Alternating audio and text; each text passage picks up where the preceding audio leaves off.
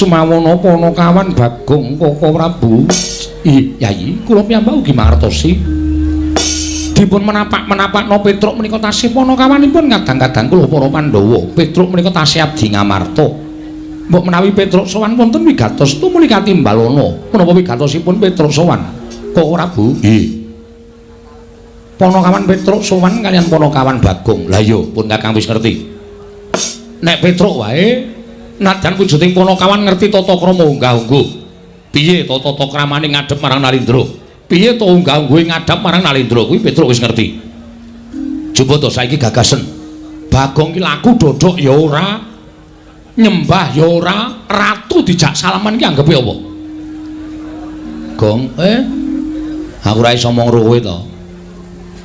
Melu kena ning tata krama. Aku lek ra tata krama nggon endi wis? Ratu kok tak jak salaman. Kok sik to? Saiki tak matur ngesani suwun Prabu Darma Kusuma. Matur apa? Sinuwun. Bagong kepiye? Sampeyan gerah penggalih kula jak salaman. Ora Bagong. Lah kuwi do dirungokke. Wong sing dadi ratuke tak jak salaman santai wae kok. Wong liya do geger iki ngopo? Wong ya derajate padha. Dheke karo aku ki mung daya. Padha-padha entuk wedang segelas. Kok rame lho, Gong. Sing elekke iki Sinuwun Mandura, ora peduli. Aku nang kene iki nang gone juragaku e.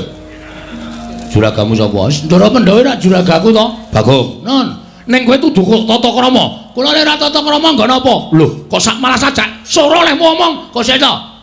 Koko Prabu sampun to. Ora, aku mengeleke Bagong. Aku pengen Bagong kuwi tata krama kaya Petruk. Ngadhep ratu ku ya kena, ning nganggo tata krama. Lek kula kurang tata krama nggon apa?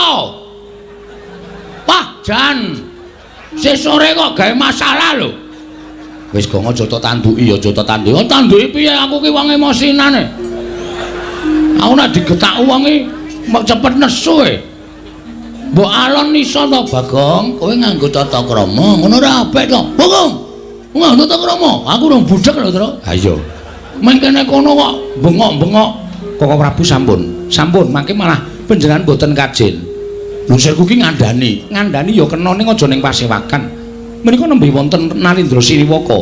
Mangke ndak malah gegeran kaya ora apal karo watake Bagong. Ya wis tak kuat-kuatke. Ora kuat dibecakke. Oh, Bagong ora. Iki senengane aku wis wegah aku wis omong karo kowe to aja gawe masalah. Aku ora gawe masalah diwarahi kok. Aku nek diwarahi sapa-sapa ora wedi. Petruk dalem Padhararja sapraptamu Panakawan. Wilujeng Gusti. Nering sambi kula sowan kula bekti kula kunjuk. Iya Petruk ndak tampa. Bagong Padhararja. Pangestunipun Sinuwun Prabu Darma Kusuma. Sowan kula nering sambi kala kula kepareng ngaturaken sembah. Semung kemeng pangabekti kula kunjuk. Iya Bagong pangestuku tampanana. Kula pun dinggo jimat paripe dayana ing kasantosan. Kula cancang pucake weni dumaweng wijang rumeketing werdaya saestu andadosaken cahya nur cahya daging rah kayuwanan mudhar. Wong ngene iki dianggep ora tata krama. Oh iya ngandhake bahasaku ya apik. Petruk Padhararja sapraptamu. Panjenenganipun Sinundrawati wilujeng bekti kula kunjuk nggih Sinuwun. Iya Petruk tak tampa pangestu tampanana Panakawan kula pun dinggo jimat paripindayana ing kasantosan. Ponokan Bagong Padhararja pangestunipun Sinuwun Kresna wilujeng bekti kula kunjuk nggih Sinuwun. Iya Bagong pangestuku tampanana. Kula pundi nggo jimat paripindayana ing kasantosan. Dipun sekecaken dipun lenggah Sinuwun. Iya Bagong kowe wis ora kurang kepenak. Ponokawan Bagong matur sembah nuwun. Petruk Padhararja sapraptamu. Pangestunipun Sinuwun Mandura wilujeng bekti kula kunjuk. Ya pangestuku tampanana. Kula pundi nggo jimat paripindayana ing kasantosan. Wong edan Bagong Padhararja. Wong edan Bagong Padhararja. Lho lha iki apa ora ngecek karo aku iki? Aku ki ratu tinimbali karo batur kok ora diwangsuli iki piye Kresna? Gong, mbok wangsulan to. Kowe wis tau ora aku mlebu rumah sakit jiwa kok. Ha ya urung. Mbok sing apik nek ngomong ki. Ngenaki atine Urawang, ngenaki atine kanca iki sepira abote to? Aku ki nang omah disembah anak putu lho, Tru. Bojoku kowe ngambung tanganku. Kok nang kene mung diedan-edanke. Harung tau edan dunekke edan. Kok Prabu menika ya salah kok. Lho salahku ngono apa? Wong Bagong ki ora tau edan kok dunekke edan. Ya aja ngono to. Nadyan to kawula ning aja sak kepenake dhewe. Wah, sajahe loro ati tak unekke edan. Inggih, sajaipun ngaten wong Bagong ya kedunungan rasa. Ya to Bagong. Ah iya, anu nggih. Ya wis. Anu apa? Bagong. Wong bagus dhewe sak donya. Raharja sak praptamu. Bagong. Lho iki dunekke edan ora wangsulan direke bagus ora wangsulan. Kono gong rasa melu nang jero kowe mari geger wae kok kowe. Wis tau ora aku bagus aku ki ngilohe sok semaput lho, Tru. Kok dunekke bagus ki lho, wong lulu karo wong ece iki nglarake wong lulu. Wong ngerti ora wong lulu? Diulu. Wong lulu ki ngunekke wong ning ora karo wonge, ning serole nyuwara, ning wonge sing dunekke ning jejere. Kuwi lara banget asline. Aku ki bayi we tak liling sok mecicil. Kok dunekke bagus. Kok Prabu sing lumrah mawon. Yo Bagong, padha Raharja sapraptamu. Pangaturipun Ndara Baladewa ngono ae penak ndadak wong bagus wong elek. Bekti kula kunjuk. Yo. Pangestuku Tampanono. Kula tumpuk kula yo kowe. Modar ora kowe. Walat karo ratu iki ngono kuwi. Kula pundi nggo jimandayana ning kasantosan. Petro. Nun. Slamet. Nggih pangestunipun Ndara Werkudara wilujeng. Bagong. Nun. Ora celometan. Iki keraton tutundang kamu. Wah, anggere sik gojek kaya idak ndasmu. Diar kowe. Wangsulan saiki gage. Mana mau ora wani kok. Ditandasi arepe dhewe apa? Ha sing seru. Baterene entek. Baterene entek. Tak cese sik ngomen rada seret. Tak cese lah. Petro Padhararja, pangestunipun Ndara Janaka wilujeng. Bagong Padhararja. Pangestunipun Ndara Janaka wilujeng. Apa Bagong? Baterene entek lho. Pangestunipun Ndara Janaka, bekti kula kunjuk. Iya, tak tampa. Petro Padhararja. Wilujeng Ndara kembar. Bagong Samad, pangestunipun kembar. Ndara. Wilujeng bekti kula kunjuk nggih, Den. Iya, tak tampa pangestuku Tampanono. Petro dalem sinuwun. Ana wigati apa dene sowan mongko tanpa tinimbalan para gage matura marang panjenengan ingsun. Apa saka karepmu dhewe apa diutus bapakmu Semar? Petruk matura ingkang terwaca. Saderengipun kula matur kepareng kula ngaturaken tebasi di sekolah buning tulen kula apun tamba bilih wonten tempat kula nggih kula munjuk atur ngersa paduka Sang Nata. Lan nyuwun pangapunten menawi kiranging tata krami duna dungkaping tanduk jer kula menika namung batur, kula menika namung Panakawan. Mila mboten aneh menawi kirang tata krami, mboten aneh menawi kirang subasita. Ora dadi apa Petruk matur sembah nuwun. Ingkang sepisan kula ngaturaken sembah sumengkeming pangabekti dungkap angka kalih. Sowan kula menika mboten saking pikajengan kula piyambak, namung kula menika dapur dipun utus dening Bapak Semar. Diutus dening bapakmu nggih. Ya gene bapakmu dene utusan marang sira Petruk. Ngaten sinuwun. Uda kawis sampun wonten setunggal candra menika, bapak menika kula wis padhake niku kaya wong lara ning ora lara, kaya wong masuk angin ning ora masuk angin. Lah niku dadi bingung raos sing manah kula kali Gareng kali Bagong. Wong bapak niku dicaosi daharan ora dahar, dicaosi unjukan ora diunjuk. Penerawange kaya adoh ning katon suwung penyawange. Mula kula kuwatir nek nganti eneng apa-apa sing tumandu dateng bapak sing kelangan nggih ming kula Gareng karo Bagong. Terus kula catelu sowan kersane bapak. Matur kersanipun bapak. Pak eneng apa, Pak? Nek pancen bapak kuwi duwe kepinginan, bapak ngendika karo anak-anak, bapak ki wis sepuh. Tur anak-anak wis mentas kabeh. Sing jeneng wong urip ki Cakra Manggilingan. Jaman aku isih cilik, Gareng isih cilik, Bagong isih cilik biyen tok tetah, tok dulang. Tok turuti apa penjaluke anak. Lah saiki nek anak wis mentas kuwi, nek wong tuwa wis tuwa, kuwi dadi tanggungane anak. Penjaluke wong tuwa kuwi dadi tanggung jawabe anak-anak. Mula nek bapak duwe penjaluk, ngendika aja meneng wae kaya ngono kuwi. Kula matur ngoten niku. Iya, Petruk. Bareng kula matur ngoten niku, bapak terus krekel-krekel. Sikile gelem mandhap saking lincak. Terus gelem nyawang kula kali Gareng kali Bagong. Terus bapak maring pangandikan. Petruk, Gareng lan kowe Bagong, kowe aja wedi, kowe aja bingung. Aku ngene iki aku ora gagas uripmu, aku ngene iki ora gagas uripku.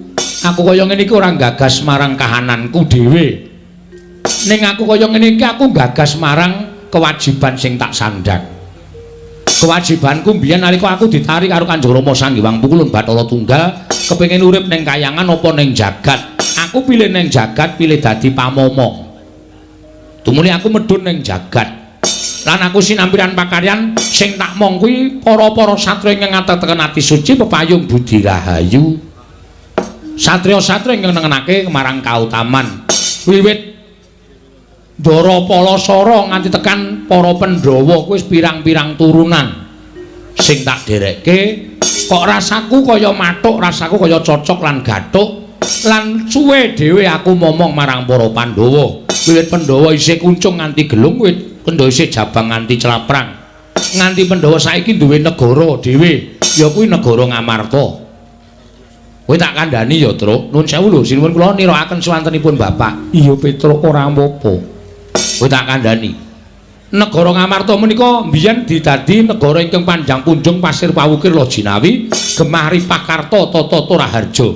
Kawulane padha manunggal tetunggalan sengkut gumregut manunggal kebak karo kunal manunggalake tekad sebaya mukti sebaya mati njunjung marang derajating Praja Ngamarta. Mula ora aneh nek Ngamarta mbiyen kondhang kaluka. Negara ngendi-endi kepengin kaya negara Ngamarta. Nggih, Pak. Ning saiki kok wis beda, Truk. Wonten niku. Saiki Ngamarta kok wis beda. Ngendi-endi padha regejegan, ngendi-endi padha bentak sirah, ngendi-endi padha golek menange dhewe. Luwe-luwe saiki uripe kawula Ngamarta ora tentrem. Uripe kawula ora tentrem merga akehing para kawula ingkang padha nerak marang pernatan hukum negara Ngamarta, ngudel bingung nungsang puyang, numbuk bentuk sakarepe dhewe. Wekasan mentala karo sanak kadang mitra kawruh tangga teparo, waton kasembatan kang ginayuh. Lah, kanan sing kaya ngene iki yen tak sebut Ngamarta ki saiki krisis moral. Ngoten niku Bapak. Bapakmu ngerti moral. Ngertos niku arepa piyai ra sekolah ning merga srawung dadi pinter kok. Tumrap kula niku pinter niku ora merga saka sekolah. Srawung niku nek jembar srawunge ora bedak-bedake niku ya dadi jalaran pinter. Merga nglumpukke ngelmu saka kanca rowange. Niku ngoten. Iya Petruk nggih. Lah terus kersane Bapak aku arep dandan-dandam negara Ngamarta. Merga sawangen apa ora gawe perih hati, papan-papan pamulangan, papan-papan panembah ora padha diparani, sing diparani papan-papan maksiat. Mung perkara bab sepele wae wekasan mentala ngilangke karo nyawa kancane nyawani sedulure. Wah, kaya ngene iki nek diteruske Ngamarta kuwi ora bakal suwe, Tru. Ngamarta ki tak etung amung sak uruping damar, sak umuring jagung, nek ora didandani mesti bakal remuk bubuk dadi rempon. Lah, mula aku pengen duwe gagasan bangun kayangan. Kaget kula. Bapak niku wong sekeng, wong ora duwe, bapak niku wong melarat. Bapak niku nuwun sewu, napa-napa sing nyukupi anak-anak kok arep bangun kayangan. Terus bapak paring pangandikanku, "Sik, Tru. Sadurunge kowe kaget, aku bangun kayanganku ora papan sing magrong-magrong dumadi saka kencana mutiara, mutiara jamrut hergeni ora. Ning bangun kayangan ki ming sanepa, sanepaning tembung. Merga kayangan ki papan sing kebak kanikmatan, kebak karukunan, kebak kamanunggalan ayem lan tentrem. Ora ana rasa memungsuhan ki urip eneng kayangan. Mula aku pengin dadekake negara Ngamarta ki kawulane mbane urip ana ing kayangan. Mula aku pengin bangun kayangan ing negara Ngamarta. Wonten niku. Lah terus kula matur, lah terus kersane Bapak pripun? Syarate kowe tak kongkon. Teng pundi, Pak? Suwana ndara-ndaramu Pandhawa aturana rawuh ning Karang Kadempel, sinambi mundi pustaka jamus nyang jimat kelima sada. Merga ngene to. Kawula ki ora butuh diwenehi dhuwit. Kawula ki ora butuh diwenehi brana picis. Ning kawula ki butuh dicedhaki rasane karo para pengarepe. Nek pengarepe ki kerep mudhun dadi siji karo para kawula, mreksani sengkut gumreguting para kawula nggone bangun negara, bangun praja, bangun desa. Kuwi ndadekake rasa gumregahing para kawula merga digatekake karo pengarepe. Mila sinuwun kula aturi tedhak wonten ing Karang Pradesan.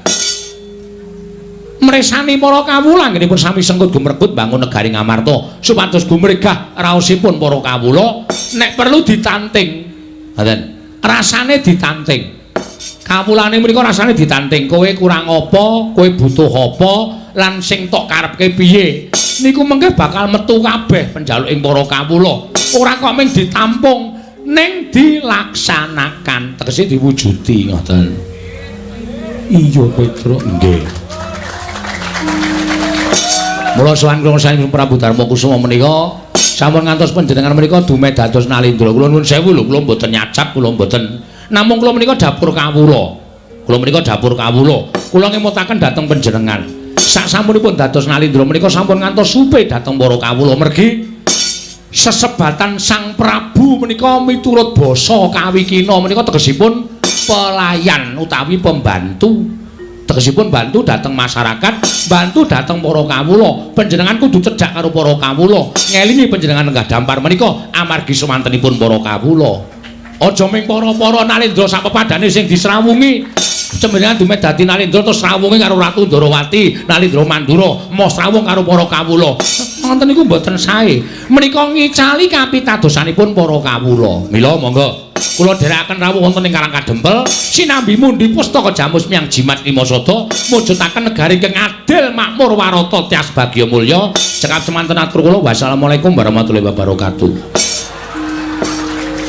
Iya Petruk nggih. Rampung, Gong. Terus sumene ora ana. Hah? Ora ana sumene. Nek cara nggone dhewe bar pidato terus sumene terus sumene pisanan sop. Wah. Kok sop dengkulmu mlocot kuwi ora padake nang resepsi. Iki nang kratone sop. Sop sepatu gelem apa? Sul. Sul sepatu kok sop sepatu ora. Wis kari ngenteni. Petruk dalem Pandhawa kuwi 5. Nggih. Aku tak nari karo adi-adiku ya Petruk. Oh monggo menika langkung prayogi. Werkudara. Nggih. Penemumu piye bab ature Petruk? Kuwi becik lan apik. Petruk, nun. Yen bapakmu arep bangun kayangan, yen perlu Prabiya aja metu saka bapakmu. Jodipati mbok tahu bandane ora bakal wegah. Waton kasembatan penjang kamu. Alhamdulillah. Proposal 1 masuk. Kono kawan Petruk njupuka saka maduka ora aru bakal wegah Petruk. Matur sembah nuwun Kakang Prabu. Monggo bidhal dhateng Karang Kadempel. Petruk yen perlu kasatriyanku digadhekke dhisik ora apa-apa. Waton kelakon penjang kamu. Lah piye, Gong? Truk, kok nek tekan omah-omong bapak ya? Omong bapak piye? Aku bendahara. Kowe iki anggere ana danane nglumpuk kok mung arep dadi bendahara wae. Sing jujur anake bapak iki mung aku. Ora ana sing ora jujur. Oh, aku nyekel dit ki setiti kok. Ya syukur. Paling pol tak play. Sinondrawati kok nyuwun ngambil pustaka Jamus Limasada menika kangge menapa? Bakal kanggo srana waliyaning Praja Ndarawati, krana Ndarawati ketaman pegebluk. Mula kowe ngerti dhewe. Pranatan negara Ngamarta sing dhisik didhisikake, sing tiba mburi kudu tiba mburi. Ora kena dumeh ana apa-apa. Sing mburi didhisikake mengko ndak ora prayoga Petruk. Wo, la wis. Gong, ayo mulai. Mulai piye? Ha iki ora sukses. Arep didukung Ndara Werkudara, Ndara Janaka sarujuk Ndara Klasewa Nayogyani ning jebul soane awake dhewe kalah dhisik. Kalah dhisik karo sapa? Sinuwun Ndarawati. Terus Sinuwun Ndarawati ngopo rawuh mrene? Negarane ketaman pegebluk. Ha terus nyuwun ngambil pustaka Jamus Limasada. Engko ngopo? Kok ngoyak wae to? Iki pertanyaan wangsulana. Iya. Dienggo tumbal negara Ndarawati. Kok ditumbali mergane ketaman pegebluk? Kawulane iki ngrekoso uripe. Isane waliyane Rama Temajati nek ditumbali pustaka Jamus Limasada, paham? Matur, Truk. Kok matur piye? Kanan iki terasa ganjil, Truk. Kok ganjil? Iso matur ora kowe? Ora. Mundur. Kowe arep matur? Heeh. Ora gawe masalah lho. Wis ta, mundur ah.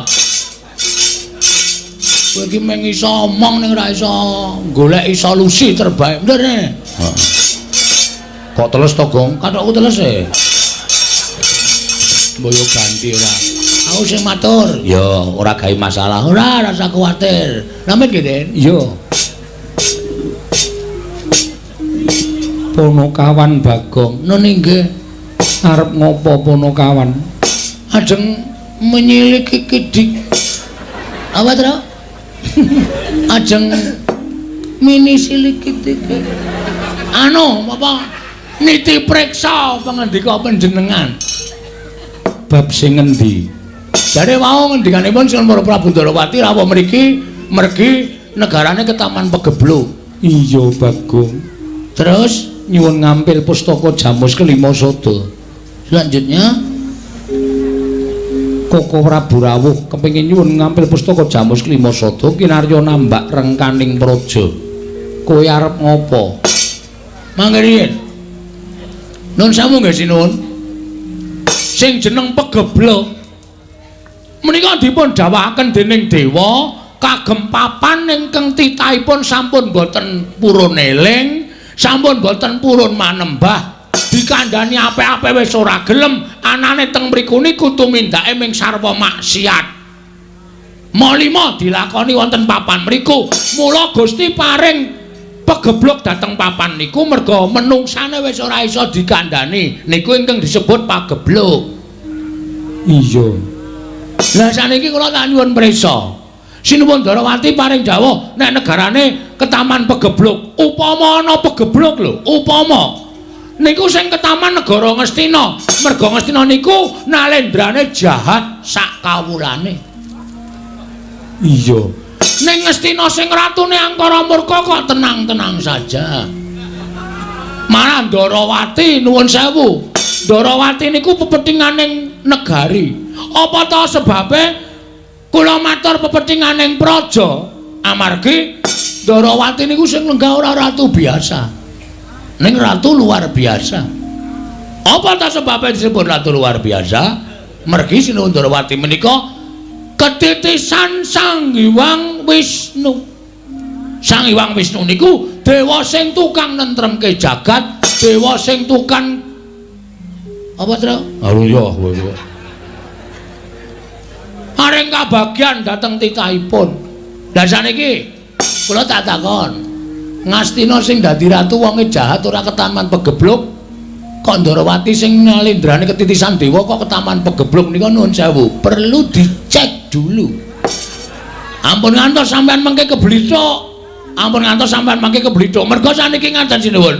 Nuwun sewu, kedung jero iso dijajaki, ning atine menungsa sapa sing ngerti, runtang-runtung saben dina, ning mentala nusuk saka mburi niku pirang-pirang.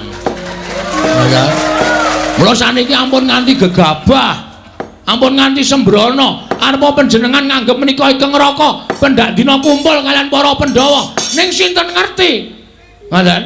Atine menungsa niku nek Gusti ngeparengake diwalik saka apik dadi elek, saka elek dadi apik. Niku mung kantun ngedhepke paningale tok. Cek ngoten niku wis malih atine Sinuwun Ndarawati. Menika ingkang sepisan. Iya, Bagong. Ngambing pindho rada seru, Gong. Ngelih. Kanggo bengok-bengok lara ya wonten kula. Ayo mau didhawuhi ora gelem kowe. Oh, ya wis ora apa-apa. Kuat-kuatke. Ingkang angka loro. Sakniki niku akeh sulapan. Sakniki niku akeh wong apus-apus. Sandangan Kresna niku teng pundi-pundi sakniki nyewake. Merga sakniki akeh reok. Nuwun sewu.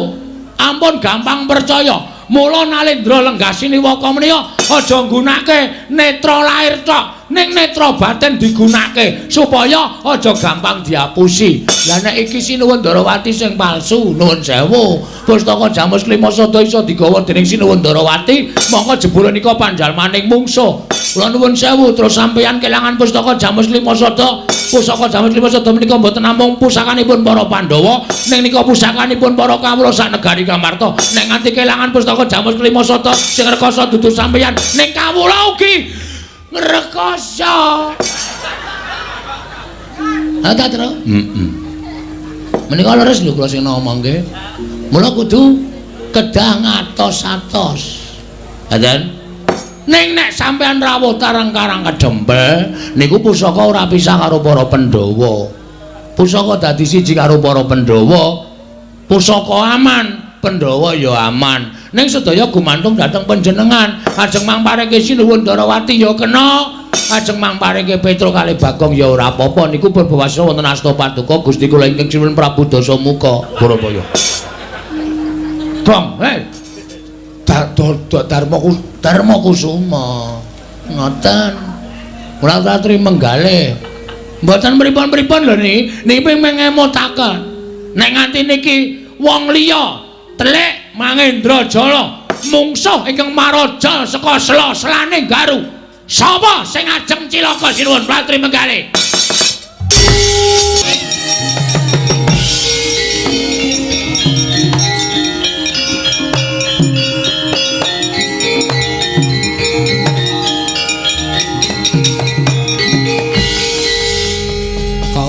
Kok ada orang Petro Kang langsung menghadap Bapak. Wow ya syukur.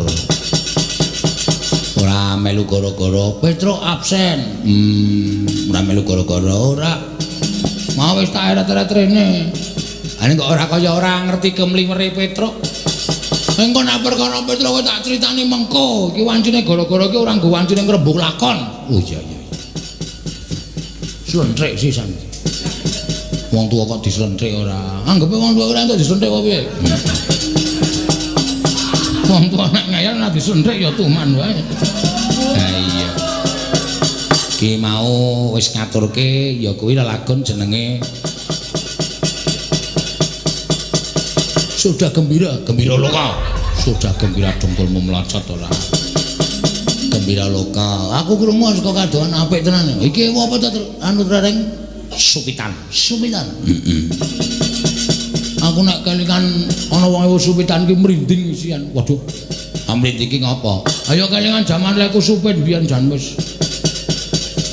Ngrekoso. Umure pira biyen supit kowe? 26. Waduh. 26. Heeh, kadang sing biyen ki wis ning pulih. Lho. Wah, barang aku ndek bojo ya dipertanyakan. Terus supin meneh aku. Wah, ngeri tenan. Wonge nggawa bendho mingis-mingis kae. Aku wis arep mlayu disikep Pak Duka, begakang kae. Terus deleke nggon kayu talenan. Tuak. Medeni ya to. Wah, wis ngeri pokoke. Monggo ditambani nganggo madu mingan jan ting clekit. Heeh. Mundak zamane meneh saiki wis nganggo gunting. Heeh. Mundak zamane mundak taune teknologine saya ampuh. Saiki wis nganggo laser. Wah, nganggo lamun disorot kae wis apik dhewe. Sesuk taun 2030 kuwi rencana ana mundak zamane meneh. Wong supit rasa dilaser. Diapake? Dipistol saka kadohan. Tuwar wah ilang apa-apane. Ilang apa-apane piye? Ya muga-muga bocah sing supitke bisa dadi bocah sing migunani tumraping wong tuwa reng. Ah iya. Mergo kuwi penting. Heeh. Migunani tumraping masyarakat, migunani tumraping bebrayan agung, bebrayan gedhe, syukur bake migunani negara. Amin. Sebab bocah ngene iki supite sukses sekolah karo bapakne piyai sing mampu, sekolah sing nganti dhuwur, bocahe demenakake, tata kramane genep, unggah-ungguhe genep, dadi bocah pinter. Wah, asli wis to. Derajat pangkat ki karo nunggu. Kaya anakku sing barep sing lanang, sing barep kowe. Ora gleleng saiki ning Polres. Waduh. Kok ora tau ngerti le piket aku. Ah wong kecekel kok. Rumangsamu piket apa? Kecekel. Lah kok nalare piye? Ya tak lebokke ning perguruan tinggi ki njukuk apa le? Ya engko sakanane, Pak. Sidane njukuk komputer loro. Wo. Kecekel saiki. Wah ya wis ora apa-apa nggo pengajaran. Ya wis syukur. Rang, apa Kang? Iki dasare wulan Agustus ta iki? Ah iya. Iki bangsane awake dhewe duwe gawe sing wajib setiap warga negara sing ber-KTP Indonesia iki ngerti Agustus ki ya kuwi hari kemerdekaan bangsane awake dhewe sing kaping 74. Ayo diunekke lagune. Lagu apa? Lho, 45 lho.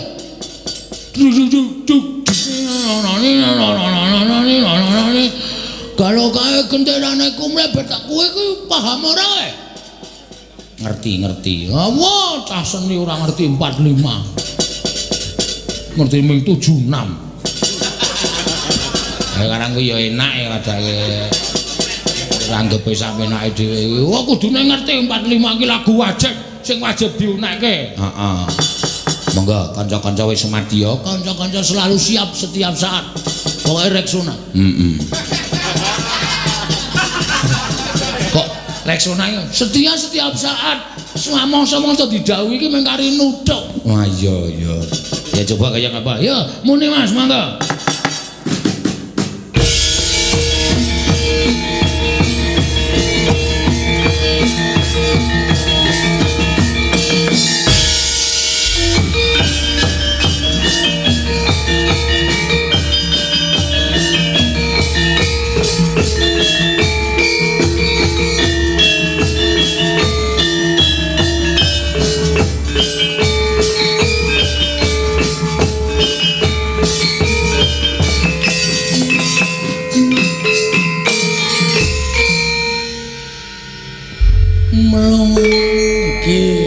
Lagu 45 sindene rambanan apa ku rambate ratahayu lupis kontul baris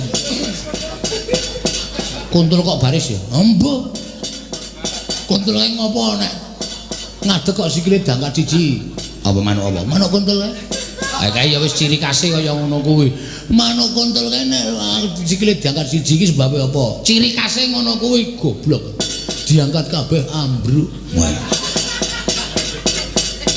Ada? Iya.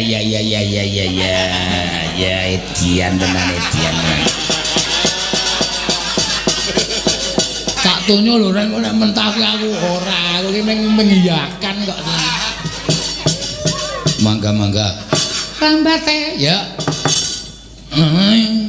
Ning ngono kuwi lho kompak. So ditandani. Iya. Nek ora kena ditandani ya dilondrekke sok. Rambate rata. Lanang apa wedok, Kang? Padha wae. Men gemantung tangane. Nek ngene beda. Wis mau tutuk kowe ngece kowe ya. Kaya genti ngece aku kowe. Nek ngene beda, nek ngene lanang. Mbok ganti. Ayo ben aku sing anu ra. Kakung ya. Kakung. Jam pira iki? Weh, mulane kok tak sawangi ana sing beda. Bagong teko kok kerap-kerip. Waduh, jame anyar. Ngoyombangane dienggo diceceh, ora ana gunane rak dicentrelke to. Ah iya, ya syukur. Le tuku pira? Le tuku pira? Murah iki. 2.000 lho kok 2.000 iki menglentokne nglempar bola kok nenggon tontonan kaya aku muncalke bal mlebu nang nggon jam aku entuk jam wah cocoke nggon aku saiki nggon aku 2:30 ngawur mbok ngerti wektu menamu sampira 6 ngono nek kuwi ora blandang nek kuwi rusak nek kuwi ben gantine jarum dodoman jarum dondom. Monggo. Rambate rata kakung, lupis jleng ping 3. Ya. Kok kowe memen donongke piye? Nek kowe nyata apal iso dawuh setiap aku nembang aku mandeg langsung tok saut. Siap. Wadak kowe ora. Siap nyaut, siap. Kalau kae kenterane ku mlebetang awe-awe abang putih sang diwarna.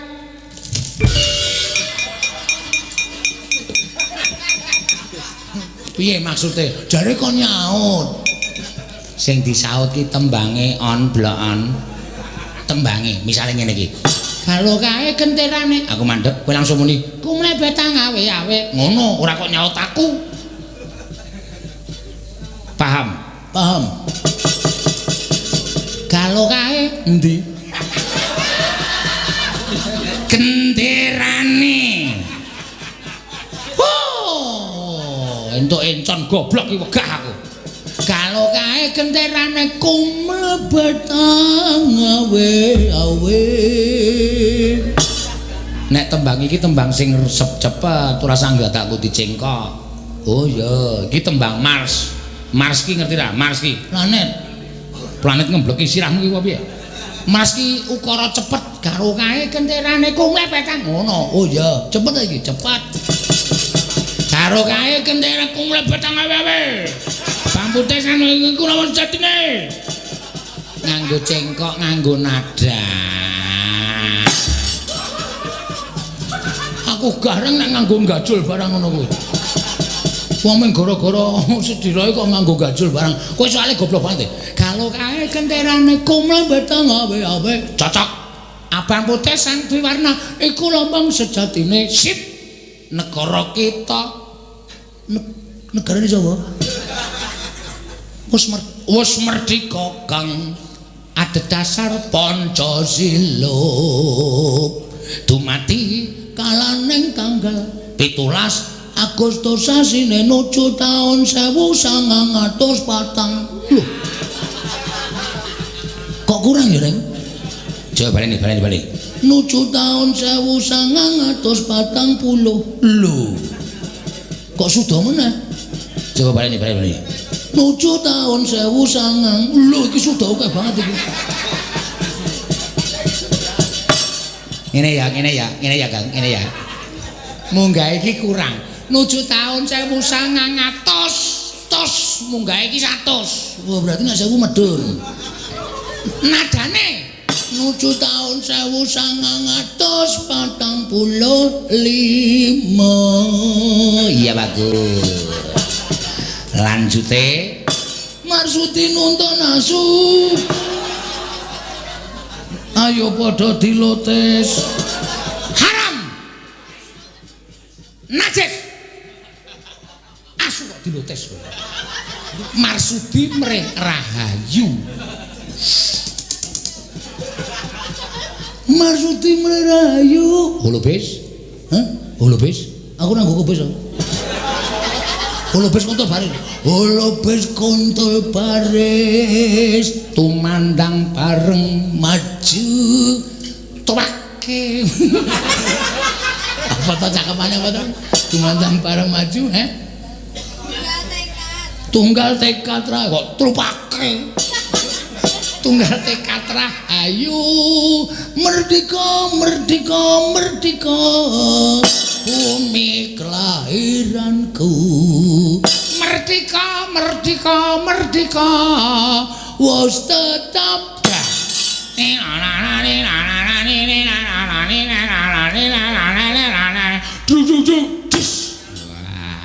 nyirep ya cocok. Kalau kae gender, wah pokoknya apik nek tembang kuwi rasa digagas pokoknya apik kok. Ngobarkan semangat. Heeh. Ora usah nggowo rek nembang kuwi wis kobar-kobar. Caidan. Ayo karo nembang sing alusan, kaya mau sing alusan kok ora ana rumangsane ora. Diaturake. Lho, truk, ngene ndi truk? Angene nang kene iki nek biasane gara-gara nganggo petruk iki sok niwara petruk dhewe. Ngomong-ngomong iki mau. Iki mau aku sing muni. Nyuwun. Ya. Rasa sing angel-angel tur sing kepenak. Iya. Sintom parisana. Banter, sero, kleru. Apa kok iso njaluk? Sintom parisana. Sinom pari jotha. Oh. Hurufe. Heeh. Hurufe terpindah-pindah. Ah iya. Sale kan aku kulino ngomong ngono ya sale. Ayo tangi kemile dilemput. Kemule dilempit ora kok kemile dilemput. Ya kae teng winastan Gunung Merapu karo Merbabi. Reng, apa? Iki kowe nek tak kabari kowe aja kaget. Reng, apa? Aja nangis sih. Wong urung tak kabari kok wis nangis. Apa? Aja tok kabarki ning aku, kabarno ning bapak. Nek tok kabarki ning bapak malah bapakku gandang ngrampungke. Nek tok kabarki ning aku malah ora iso maro bapak. Lah kowe iki anak tuwa. Anak tuwa ning aku ki nek kono maro bapakku engko mesti seling surut. Wong laire padha karo aku, pasarane padha ngono mung kantil-kantilan biasa karo bapak. Ya wis engko tak omong karo bapak sing penting Dik, sowan ngersane bapak iki mergo ana bab lelakon sing ngembet karo adimu. Sapa? Petro. Petro ngapa? Petro mau perang karo Prabu Baladewa. Kena nenggala Petro mbuh mati mbuh urip. Petro kena nenggala? Ora. Alhamdulillah. Kowe ketoke ngono ning jebul asline wis sengit karo Petro. Ben bocah wani karo wong tuwa mbok semen. Yo sowan yo, yo disowani yo. Ayo. Sinuwun Ndarawati. Iya, Kakang Semar aku ing mrapta ning Karang Kadempel. Ndara Janaka. Iya Kakang Semar. Aku ing mrapta ning Karang Kadempel Kakang. Nggih. Mboten sah sampeyan paring pangandikan, kula wis ngerti napa sing dadi karep sampeyan. Mesti mung bakal pasrah kahanan negara Ngamarta. Anggen kula kongkonan kali Petruk kali Bagong. Wekasan dadosaken dardah geger antawisipun anak kula kali Ndara Baladewa. Wekasan Petruk kenging Kyai Nenggala kendhang kapracundhang kuntal kaprapal. Mustaka Jamus Klima Sada ical. Den kula mboten ajeng pripun-pripun. Mung gandeng Bagong cetha matur kali kula. Nek pustaka Jamus Lima Sada ical margi saking Sinuwun Ndarawati, sakniki kula suwun tanggung jawab sampeyan. Lho kosek Kakang Semar. Aku ora rumangsa nggawa pustaka Jamus Miang Jimat Lima Sada. Nggih, kula percaya. Ning napa sampeyan nggih ajeng kendel mawon. Monggo sedaya para nayaka, para kawula sak negari Ngamarta sami prisa ingkang asta pusaka sampeyan. Napa sampeyan boten kepengin ngresiki dhateng asmanipun Nata Ndarawati? Sinengguh kawula boten badhe ngertos napa sing dadi dasare, napa sing dadi sebabe. Ngertine nggih sing keng disawang sing nggawa pusaka sampeyan mula sampeyan kudu gawe srana supaya asma panjenengan boten banger bacin wonten talinganipun para kawula sak negari Ngamarta, langkung-langkung para nayaka sak negari Ngamarta Ndara. Matranganing kalangguan akar pandan moncar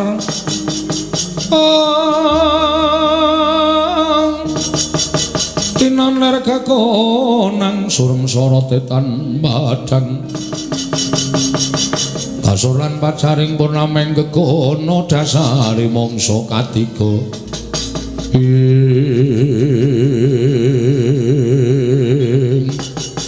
Kakang Semar jluntrunge rembuke Kakang Semar aku wis tanggap yen to perkara iki mbok pasrahke marang Nata Ndarawati ya aku ora bakal silak aku sagung upaya menyang didulunge pustaka Jamus Miang Jimat Lima Sada syukur nek sampeyan pun tanggap terus saniki kersanipun Sinuwun Ndarawati badhe kados pundi aku njaluk pamit tak golekane pustaka Jamus Miang Jimat Lima Sada angka loro aku ora bakal wegah ngupaya menyang didulunging Petruk kantong bolong matur nuwun Den matur nuwun menawi tetelo mekaten Ndara menika pancen satunggiling nalindra ingkang purun tanggal jawab perkawis menika Kakang Semar aku nyuwun pamit Arjuna kula wonten paring dawuh ayo derek pun Kakang monggo Koko Prabu kula dherekaken Koko Prabu Ndarawati kan Semar panoring sapa supaya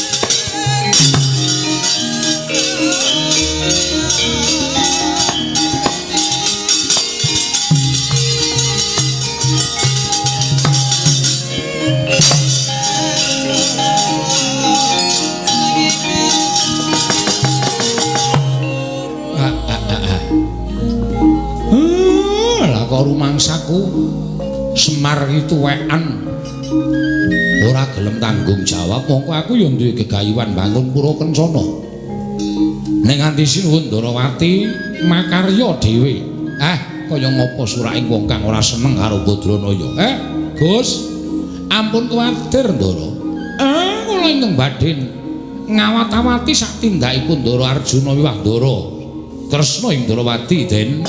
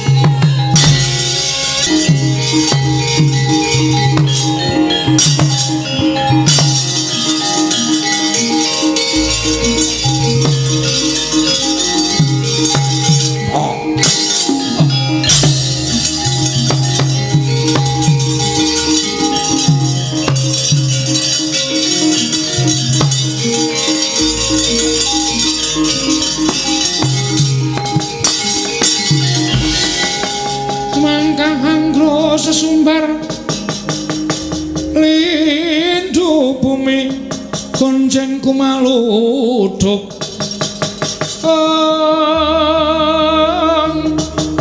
kumaluduk guntur ketuk lumimbak penyukang kumambang Dosang Wisnu Bathara kang ngarsa nglebur wiyati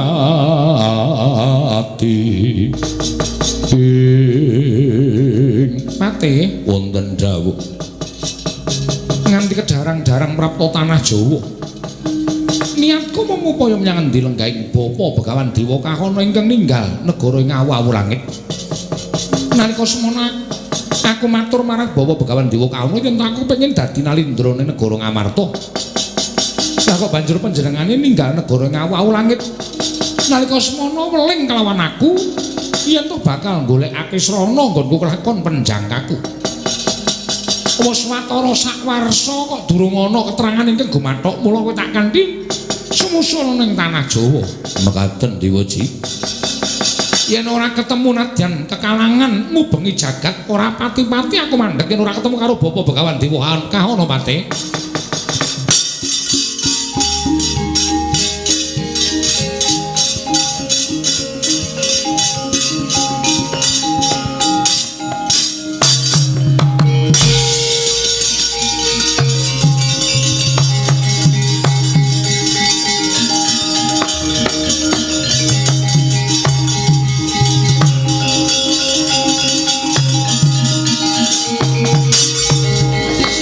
bumi kunjing langit gelap-gelap waton lir kincanging risang mawe gandrung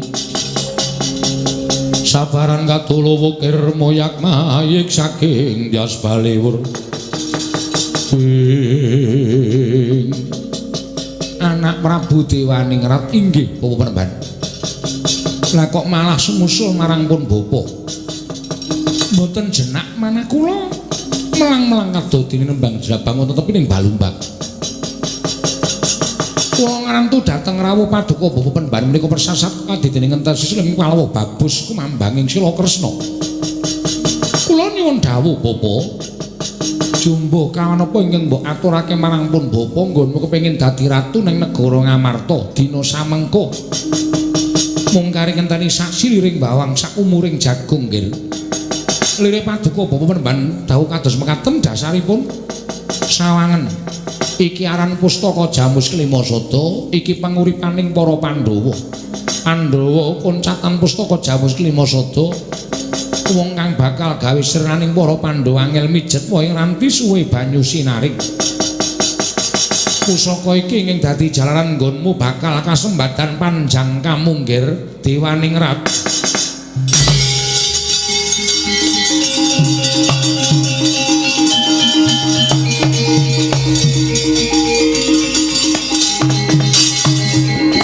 Waduh, Bapak Penemban.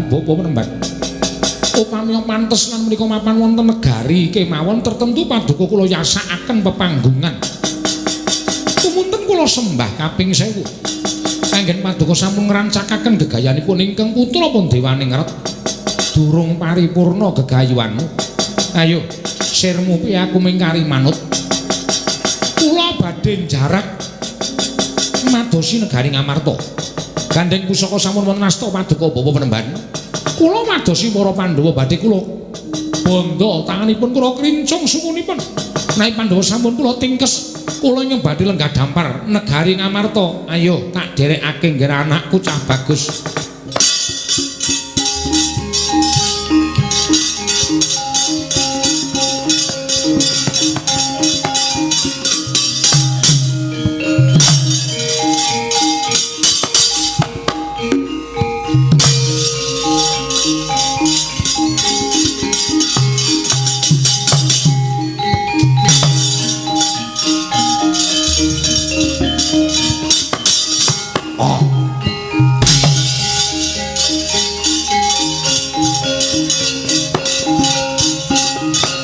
Kok sing maju kok dudu Sinuwun Mandura. Sapa? Anak-anak Pandhawa.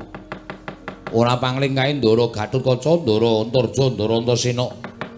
Sajae didhawuhi karo Sinuwun Mandura yen awake dhewe dianggep luput tumrap negara Ngamarta. Wis, rasa susah, rasa sedih. Aku sing mau wani nandingi anak-anak Pandhawa tak lakonane, Tru. Kowe wani? Wani, ngopo wedi? Pokoke nganggo tekan kene rembugan sing apik-apik, nek ora kena dijak rembugan, apa boleh buat? Lah iya. Awak dhewe wong cilik ora kena didak-idak sak teruse. Wong cilik landesane bener, sapa wae sikat, Truk. Ya manut karo kok. Heeh.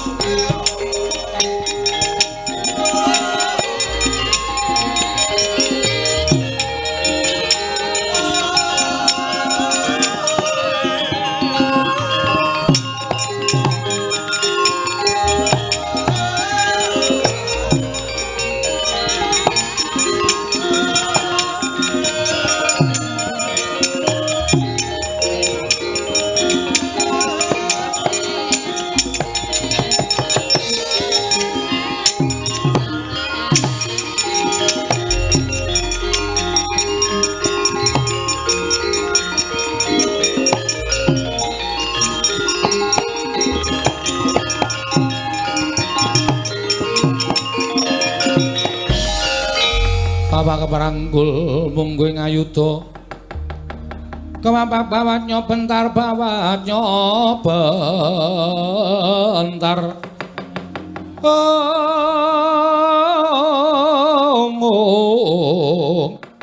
kewawaknya mungguing aloka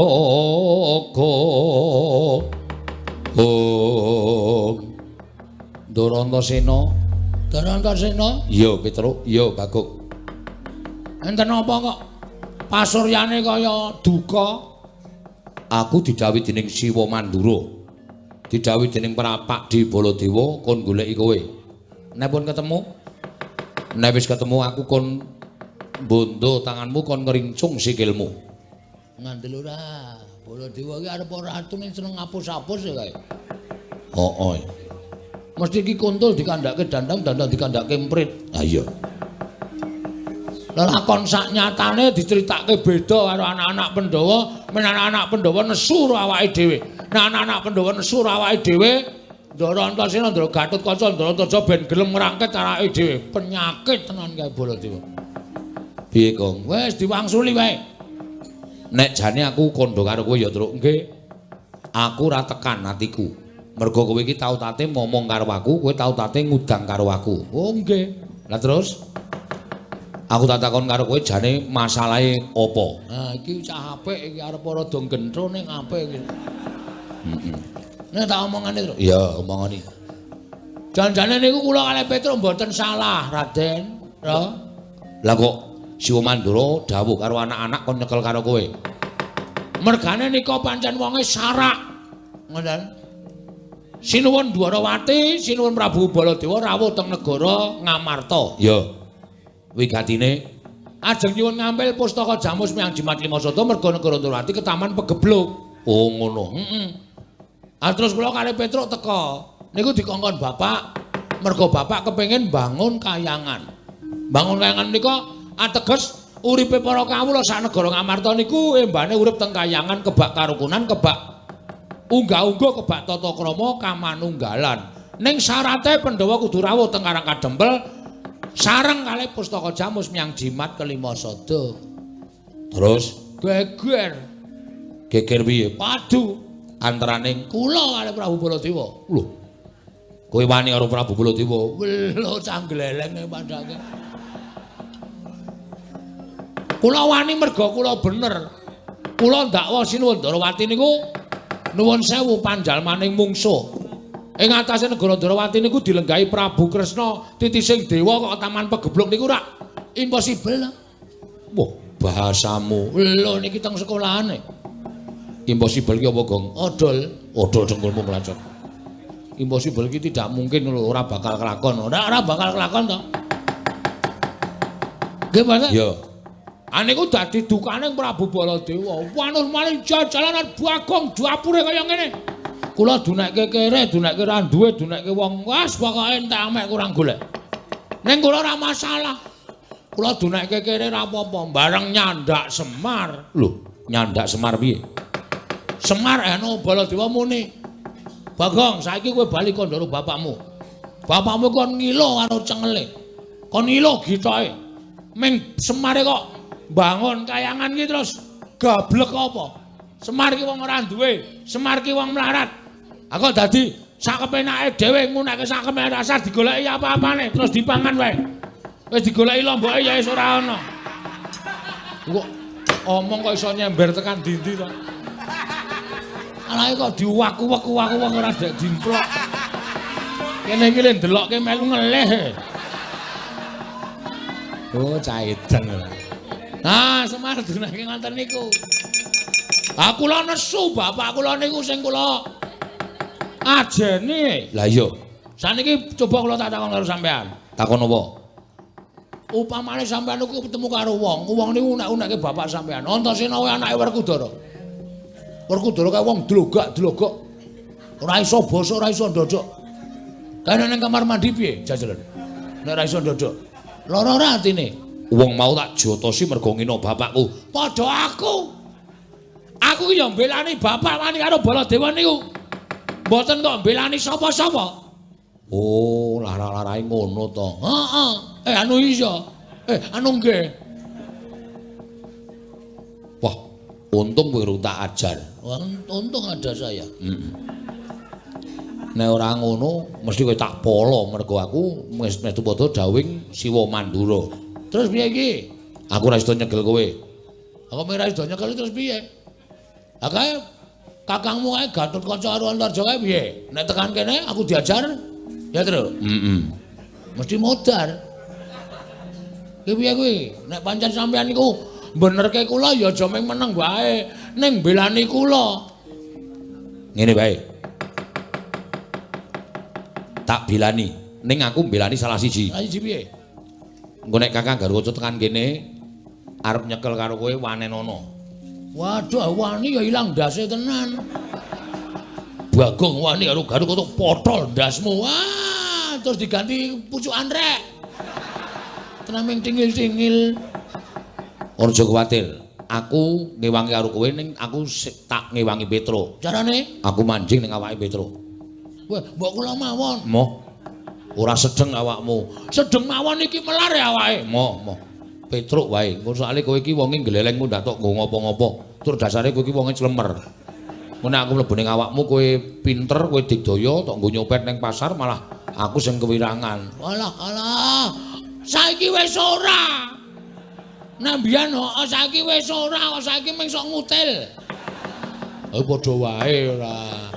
Aku tak manggon ning awake Petruk. Engko nek Petruk Kakang Garwaca tekan kene, Petruk arep dicekel, kowe arep dicekel, pasrahke Petruk. Ben Petruk sing perang karo Kakang Garwaca. Walah, mbok kula tak gleleng sekali-sekali wis. Mlebu teng mriki, ngono bleng manten kula dimong sampean mlebu teng awak kula, wah, kula gleleng. Moh, aku ndelok potonganmu ki ora seneng. Kuwi soalé wong gleleng ku ndak tok nggo sing aneh-aneh. Pun Den, kowe mlebu mriki. Kok tak gleleng, yo. Walah, alah terus mbok yo. Aku ya terus. Lah, Ndurantasena karepe ning nggon aku kok. Kok kowe kok aku terus. Moh ya ben ning kene kok ya. Wah, kowe iki kula mawon to lho. Moh. Awak kula anget. Ya men awak. Penak teng awak kula. Moh, aku tak ning awake Petruk. Truk nun ngampet ambegan. Petruk sing ngampet ambegan udu kowe. Alah, Danu. Kowe banci ndek banci ladan. Ora arto irane apa-apa aku ora manut, pokoke aku arep mlebu ning awake Petruk. Ngampet ambegan, Truk. Nggih.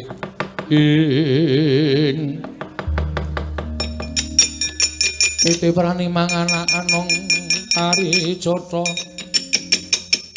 Mbak lumembak lamun mambeng lero mbak ing samudra hang. Oh. Kok ya iso maslep ngono ya, Truk? Ah ya Ndurantasena kuwi ayampuh kok, Truk. Nun. Wis kowe nek wis tak nggoni ngene iki kowe ngopo-ngopo iso kelakon, tur kowe dadi satriya digdaya. Kowe dipateni ra iso mati, dilarani ora ngrasake lara. Wah, cung gleleng tenan iki. Terus kula iso napa mawon? Iso ambles bumi, iso mabur sakarepmu saka dayaku. Weh. Ding dang ding dang ding. Modaro. Ora iri to, ora iri apa? Kudune iso kabeh ya iso kabeh. Antos sendok. Antos sendok ki boros kaya bakmi ya gelem. Kaya go goreng ya entek. Iya, unek-unek Ndurantasena ning ndro awakku ora krungu. Wis ben. Kula tak njajal ambles bumi nggih, Den. Yo, ambles bumi. Carane pripun? Ngampet ambegan terus ngelikar. Hop. Wah.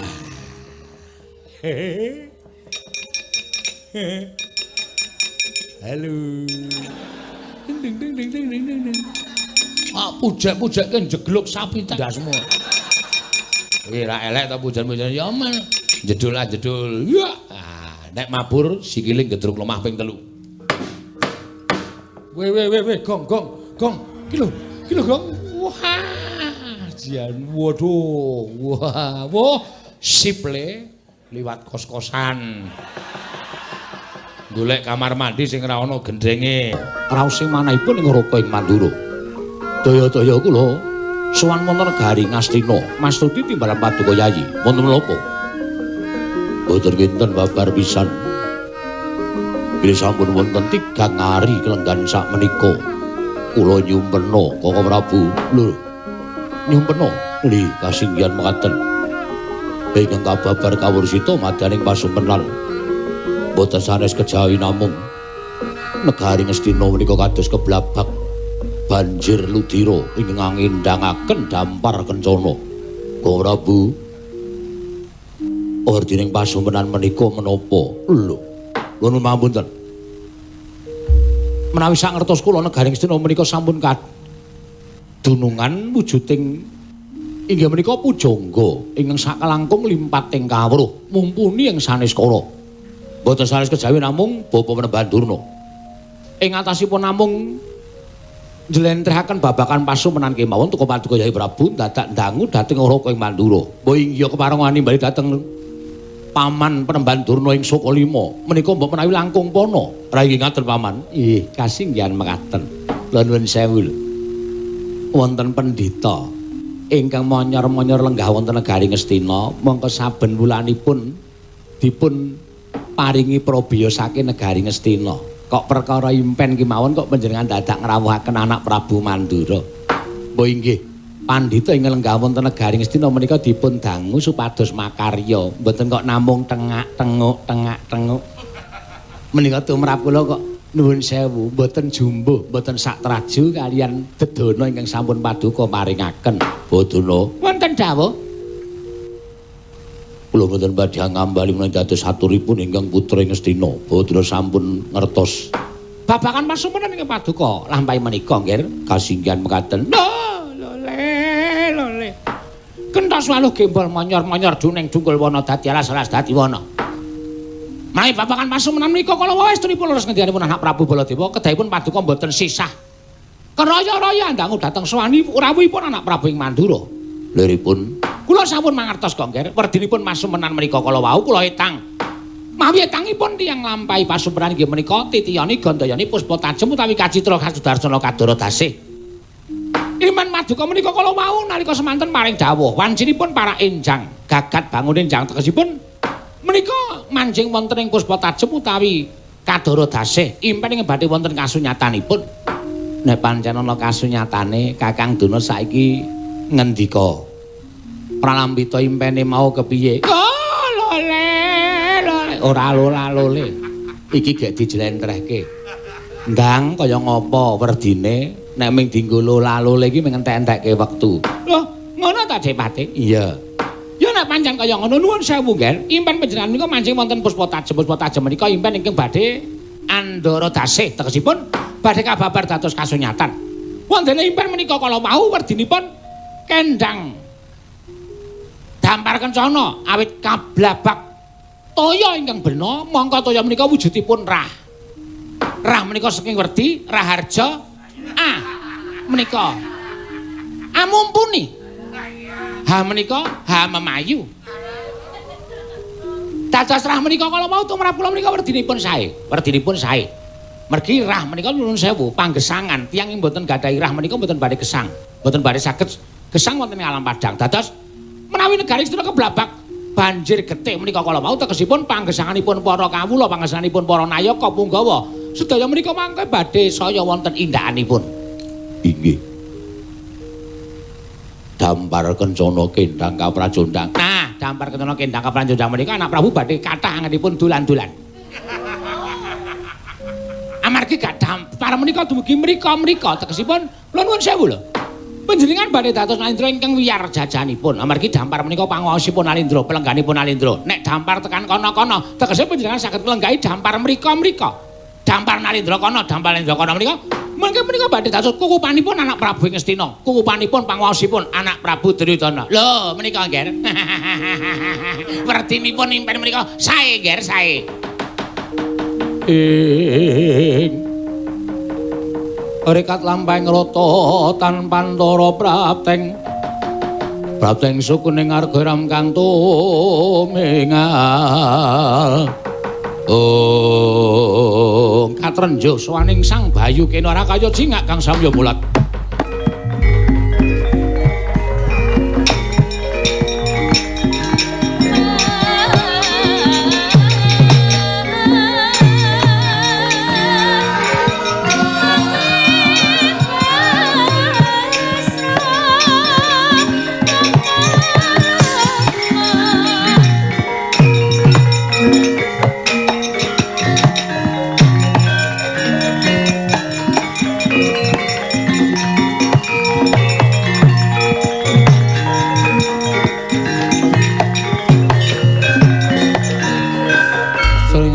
Maha Prabu Maha Prabu Duryudana alon pangandikanira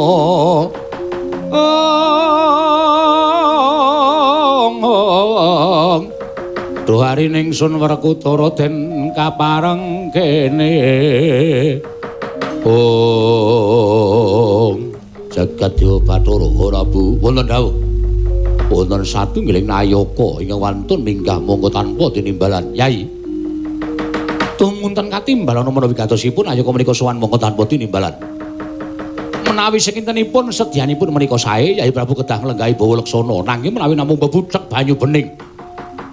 Sampun ngantos tumut-tumut ing raka ing mandura ing sakah ngunduraken dhateng nayaki ngatemben sowan menika. Ora bulenggah prayogi ngestaken dawuh. Kisana Senembara kuwi sapa dene munggah ning datul negara Ngastina mara gaging aku.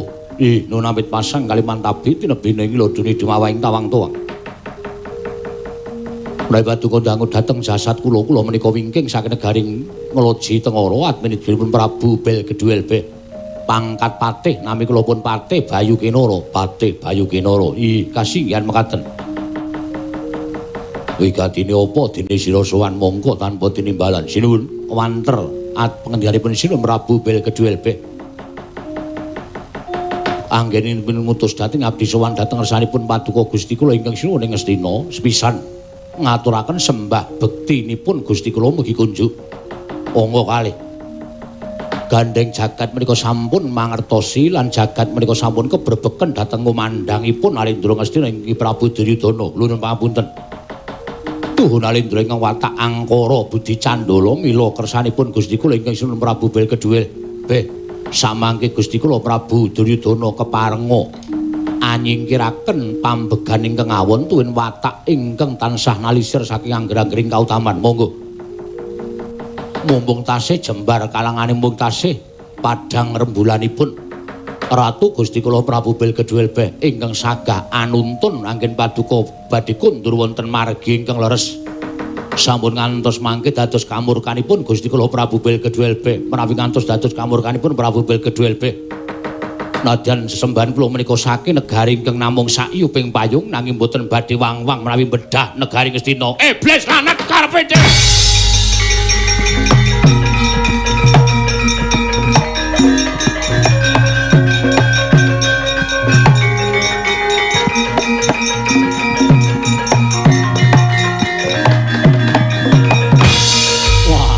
Maning jajalan Sukertaning Bawana. Wah, menungso ora tatanan. Wah, dalah kok ora ngilo karo githoke ora nyawang karo cengle keparet. Ing atase Ratu Gusti Muki Nalendra anyar. Nalendra Prabu Belgeduel B lagi nata Nandra Prabu Baladewa wae lagi ngerti iki jeneng Prabu Belgeduel B. Lah kok wani nyelangkrak marang Yai Prabu Duryudana. Apa ora weruh Paranata Ngastina Prabu Duryudana kuwi Nalendra ingkang gong binathara jagat nganti kebrepeken marang kumandhange Yai Prabu Duryudana. Lah kok mung dielekke karo ratu cilik sing jeneng Belgeduel B. Bayu Kinara. Ora sak traju, ora sak babak. Yen to kowe matur ngeseng Yai Prabu Duryudana. Ratumu kon tekan kene. Ratumu kon tekan kene Belgeduel B. Yen pancen wani elek-elek karo Prabu Duryudana cuk lakon tutanggo keset ndase Prabu Belgeduel B. Mat.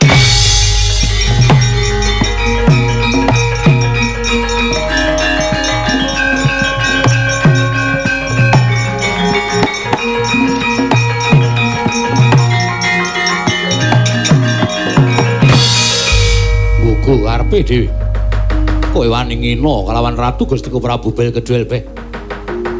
Prabu Baladewa aja sumungah sesungaran. Aja sombong, aja umuk. Nadyan kowe Nalendra tiyang agung jagat nganti kebrepeken marang kumandhange Prabu Baladewa. Nanging aja sok ngendhak marang sak sepapadaning ratu, aja sok ngembe karo sak pepadaning ratu. Ora usah dadak kowe adu arep karo Prabu Belgeduel B. Bayu Kinara sagu mbondo tangan. Wah minggat glancang nenggala pate. Justru kali neng kali karo aku sesasi kepungkur kok sprene isih kuning. Ana ndek ganti.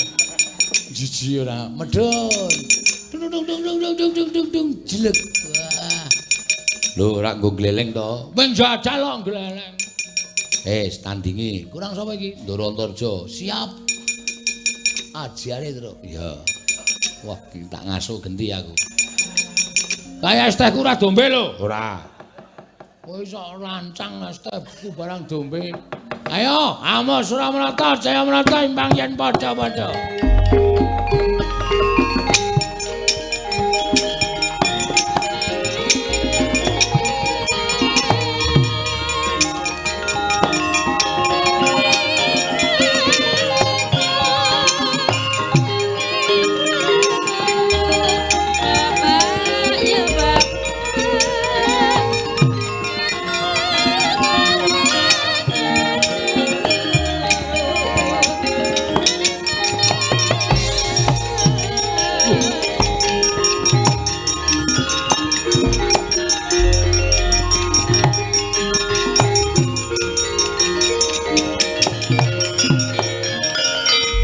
Lanat pamer arep ditemoni kok malah ambles bumi. Mapokmu kapan? Apa dhewe ambles bumi mengko tok wae. Aku saiki glelek. Hah? Aja kok ambles bumi. Mabur. Aku iso. Wih lah edan. Ora edan iki tenan. Mentas meguru anyar. Wis lulus. Iya pancen kowe meguru anyar. Heeh, arep apa? Kowe milani Baladewa. Dasar Puranyata, goleki Petruk. Hah? Goleki Petruk. Petruk ora ono, Petruk mulih. Kowe aja ndelikke Petruk. Kowe ndelikke Petruk lak katutke dosane Bagong. Wah, lah kowe kok dadi omonganmu atos kaya ngono to, Jojo. Jo sapa? Jenengmu Tarja kok kon ngundang sapa? Kon ngundang Ngontor. Hah? Tundang Jojo nesu. Petruk wani karo Siwa Mandura. Kowe ya wani karo wong Mandura. Manut tak bondo tak krincung sing tak rangket tak leboke Pakunjaran. Wah, kok le mayir. Rangket leboke Pakunjaran. Ora ngerti kadegdayane Bagong apa piye? Ora ngerti kapinterane Bagong apa piye? Sawangan, Jo. Sawangan. Deloken. Oh iya. Kuwi lah edan. Ora edan iki nyata. Hah? Kok njedul kok njedul. Wah. Mabur apa oke. Oh, piye? Kok nimbles apa piye? Rampung dening aku kowe. Ya nek iso medun. Ayo iso munggah kok ora iso medun. Padake ora lho, aku nek medun alon-alon kok. Lho, gleleng to wadhake. Ayo arep ngejak apa? Nyembur tak kembali nyembur. Ambles bumi tak kembali ambles bumi. Mabur tak kembali mabur. Ora bakal aku mundur sejangkah. Hah? Ora sama cicil kowe. Sawan legane ngati. Hup.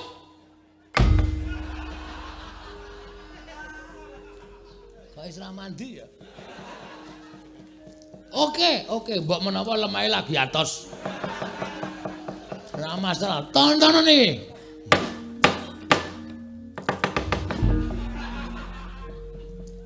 Kok ora mandi kabeh ya? Ayo, harmoni piye? Harmoni piye? Hah, cilaka iki. Iki mesti Antarsena ngapusi aku iki. Wah, lane ora. Oh, ngandel ora. Sone nek metu ki omong. Aja meneng wae. Metu ki muni wis ngono. Nek meneng wae kene ya ora dong. Aku wis apal, kowe iki anggere tak njingi mesti gleleng. Mula aku wegah nek ngenjingi karo kowe. Wah, diwasar go gayae. Mundur kono. Mundur. Kakang Antarja tak rampungane. Wah, iki rame iki. Kakang Adi siji mbelani Baladewa, siji mbelani Petruk, gelut rame. Mundur. Nang sapa ya, Truk? Ambu. Ndhet pira? Ndhet pira? Lho. Iki arep ngejak apa ya? Ndhet pira? Aku bapak nang sangoni selawe kok. Padha, aku yo ndhet selawe. Kowe nyekel sapa? Lho, iki edian iki. Aku manut kowe sapa? Aku. Aku isih sing tuwa. Yo, aku Ndara Antarja sing tuwa. Padha, aku yo yo. Wis nasi dawa ya. Jemet iki ora. Tiwas mempeng Dimas Antasena. Kang, ora kok aku arep ngewahi karo Ponokawan ora. Ning aku mau wis jagongan karo Petruk, jagongan karo Bagong. Jane sapa sing diketikake dening Siwa Mandura mau ora bener. Aku malah benerke Petruk karo Bagong mergo dheweke mbilani karo wong tuane. Dheweke mbilani karo bapakne Semar. Tur gegayuhane Semar kuwi pancen luhur. Gegayane Siwa Nayantaka kuwi apik. Pengin bangun kayangan ning negara Ngamarta. Mula nek Kakang tetep arep mbilani karo Siwa Mandura, mungsuhe udu Petruk karo Bagong ning aku. Kuwi ngejak apa aku manut. Ayo, Jo, berbicara, Jo. Bagiamu, Jo. Gong ora usah melu-melu mundura. Ana melu-melu tak ajar dhewe kowe. Oke. Kok bali, Gong? Arep diajar dhewe aku. Malah ngrekoso aku. Seneng kene wae, Truk. Ora usah melu. Nah, ngendel ora? Setan ki. Wis tak omongi nek es tehku kok dientekke. Ala ya wong isih apa kari prongkolane. Ya kene tak mung. Nggo mut-mutan ra ya lumayan. Wis prongkol kok nggo mut-mutan. Ngono ya Dimas. Ya. Saiki aku mengkari manut, sampeyan ngejak piye aku ya wani. Mergo aku mbelani Ponokawan. Tur to sampeyan kudune ngerti kan. Sampeyan kuwi tau tate nampa pangudange Petruk, tau tate dimong karo Bagong. Kok mung perkara kaya ngono kok sampeyan nggugu karo ngendikaning Siwa Pandura. Terus sampeyan arep mentolo karo Gareng karo Bagong utawa karo Petruk. Ora ya malah saru dinunu to.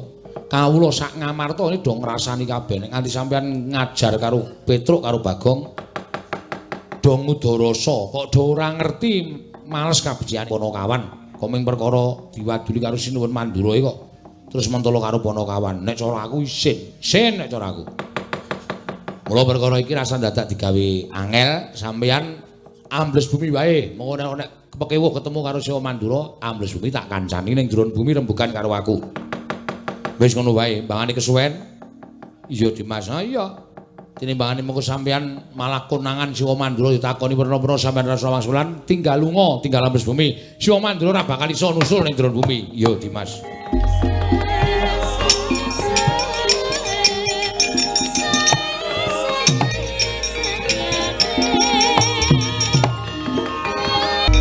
Jebul sing jeneng Getih niku arep kondang. Hus. Mbok ora sok omong kaya ngoten niku Dipati. Sing jeneng pambatange wong niku iso bener iso kleru ngoten. Ah, niki jane sing dadi sumbering perkara menika anak Prabu Baladewa. Lah kok ngendika kok sapenake dhewe. Ana sirahku arep dadeke keset, nggih ta? Napa wangun? Ayo mesti nesu wong sing jeneng keset niku mung saka napa niku? Kelapa dituthuk niku napa jenenge? Merambut. Nah. Niku mbut niku. Nggih. Pendhita elek tenan. Lah ora ngerti jenenge ya. Pripun, Jen? Kula ajeng ngetapaken para Sata Kurawa Koko Prabu dipun amping ngantos sampun ngantos kawon dalan Bayu Kinara. Ini wis tenaken jauh.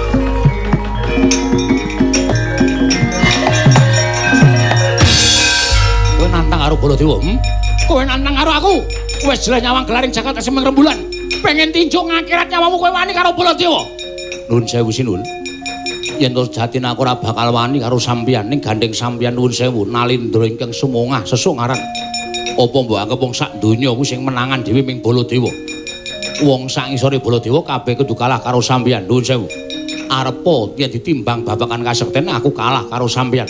Ning gandeng aku ngadeg ana ing bebener. Nadyan tekan jeking pengamun-amun ora bakal aku uncat yen perlu remuk sawurna putung bandemna tak ikhlaske nyawamu piye tak ikhlaske nyawaku wah iblis salat ora minggat kelakon tinjau ngakhirat nyawamu kuwi parat menungso ora tataran nantang karo Baladewa.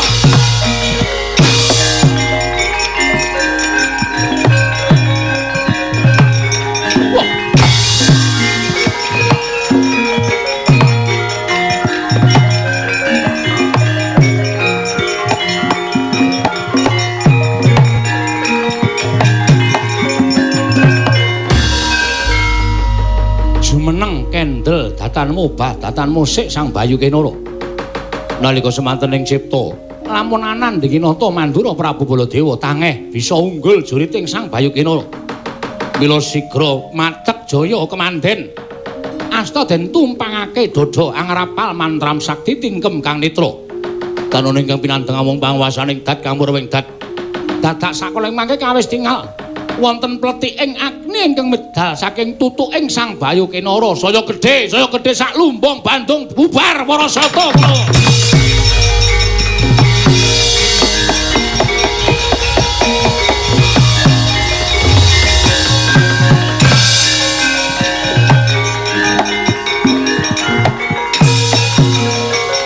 panos maning dagelan menuju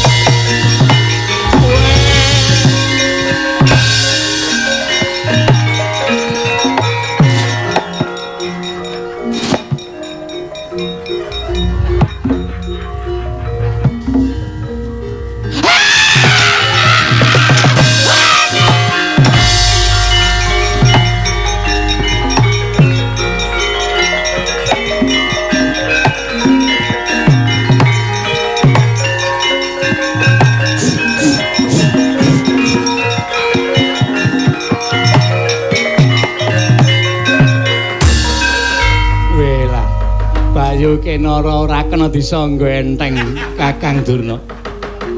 Ngetokke geni sak lumbung bantung anak Prabu Mandura melayu sifat kuping kelawan anak Prabu Duryudana mbuh menyang endi metu alun-alun pepungkuran. Metu sasana inggil. Nggih. Sampeyan ora ngerti kok Dik Pati. Ketake kula niku kaya kepenuk kena angin alun-alun. Nggih. Liyer-liyer. Kula ngerti geni terus melayu sifat kuping. Ora ngerti wong kula merem. Oh. Konten suara mak kritik. Geni kok ngerti nggon merambut. Aduh niki saniki kaya tomat. Wah. Malah dicethake lah. Melayu mawon suwanteng negara Ngamarta niku.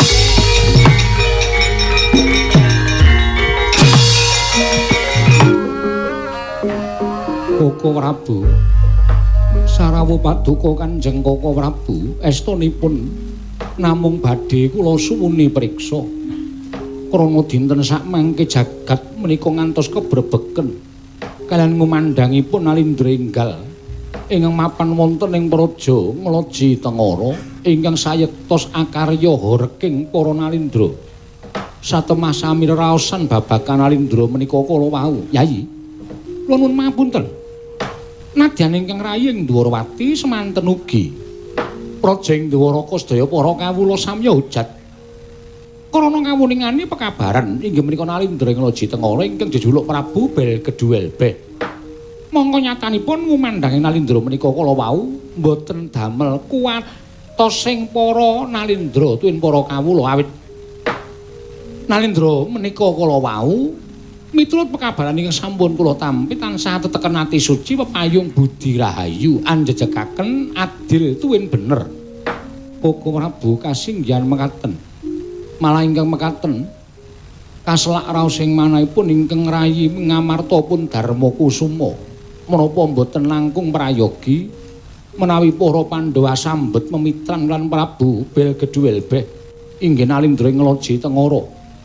Krana tumrap ingkang rayi Ngamarta menawi punta sakadang saged sesambetan kaliyan Nalindra ingkang tansah nenaken dhateng kautaman miwah kabecikan tanwandi saya kukuh bago kekuatanipun Nalindra Ngamarta nuwun kadang-kadang paduka para Pandhawa Koko Prabu miyat langening kalangguan aglar pandan moncar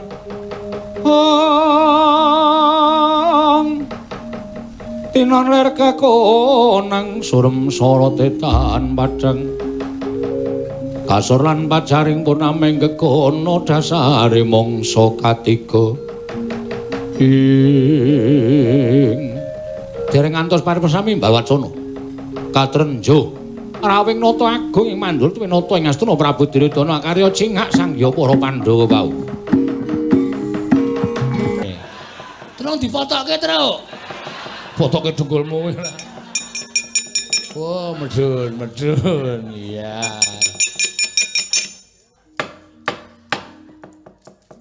Apa kuwi? Aku mentru-tru kowe. Wah, anggere ndoro-ndoro ora gelem ngomongi aku titenono. Iki jenenge Mbah Cindhe Mbah Cilatan. Petro. Kae tandangi kana. Ana sing sampuh kana. Potol ndasmu. Oh kok jur mujek-mujek elak. Elek kok elak. Mujek-mujek elek. Pripun, Den? Petro, aja mlayu aku bakal nemoni karo kowe.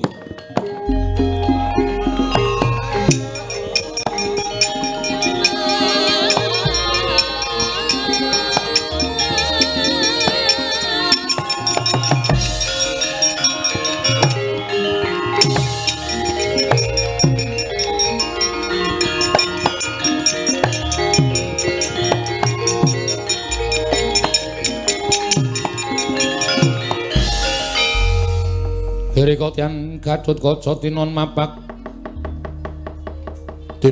karka suta tekapira Kresna parta maneher saktine ra ing ujaran wang-wang Ndara Gatotkaca. Iya. Kok rawuhipun kok sajake sumengka tur nawung duka. Petruk. Nun. Tak takoni kowe jujur. Nggih. Kowe wani karo Sewa Mandura iya. Mergane sing wani dudu kula ning Bagong. Bagong adimu kenapa ora ngandani? Bagong niku dikandani wis angel. Mula aku diutus dening Kanjeng Sewa Mandura supaya nyekel karo kowe yen kowe bangga bakal rampungi. Yen kowe ora manut aja kelakon dosa. Aku mentolo karo kowe. Ing Caca muntap lirik netap duka yayasinipe netra kocak ngundarandir. Oh. Malang kerik loro kabeh ben kaya teko. Sampeyan ajeng nglarani wong tanpa dosa, Petruk ora luput, ora kleru. Merga sampeyan nuruti karo kekarepaning Sri Prabu Mandura. Mboten napa-napa, mboten napa-napa. Ajeng nenjak napa sampeyan? Tak turuti sagedik sampeyan. Wani karo Gatotkaca. Sing tak wedeni apamu? Ora minggat aja takut tak potol ndasmu. Wah, iso motol sirahe Petruk, meguru karo kowe 20 taun, Ndara.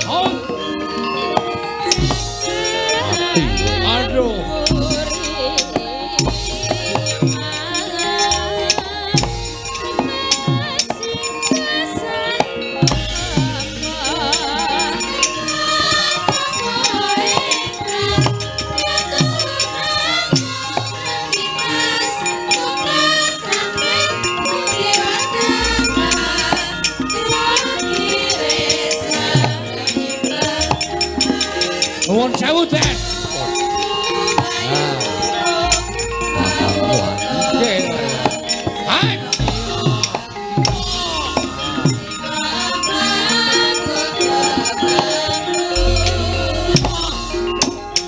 Kula mboten ajeng ngantem sirah.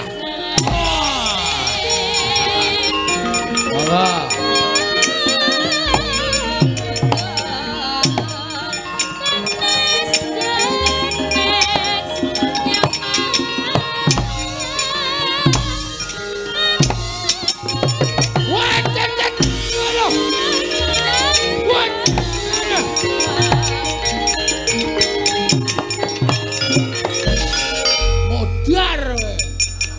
Apamupun dipotol mawon. Glelenge ra jamak-jamak. Mampus kowe. Wis ora bakal iso nglawat kowe. Ayo sambato. Ajeng apake, Ndara? Potol sirahmu. Potol wae. Kok anggap kowe apa? Pun dipotol mawon. Iki Kakangku Bagong. Sengit aku. Glelenge ra jamak-jamak. Aduh mati kula, Den. Sambato. Aduh niki mboten kenceng-kenceng nyekel niki ora kenceng-kenceng niki. Niki gulune mlintir niki. Ya wen. Tak bablaske tak pelintir tugel gulumu. Pun derek mawon ajeng mang-tugel. Mangane men diplintar-plintir ngene iki malah lara pedes. Pun ya ditugel. Mati dereng aku. Pun monggo mangpateni mboten apa-apa.